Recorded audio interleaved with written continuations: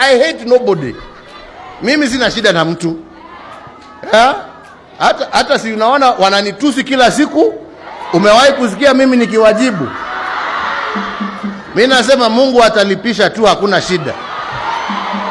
Wanatukana mpaka wanatutukana mamangu wa miaka zaidi ya karibu na matire nadho ni alright?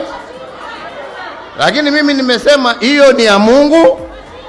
Ile yetu imebaki ni tufanye kazi, lakini tutende haki na hatuwezi kunyamaza. Na ndio nilikuwa naambia watu Mai Mahiu jana, unakuja hapo unasema nyinyi ni maskini, nyinyi tumejenga hii radio. Inakuja unaenda Mombasa unaambia wale, na usemi ni nani wale walichukua bandari wakapeleka huko Naivasha, na mimi utaona nimeirudisha Mombasa.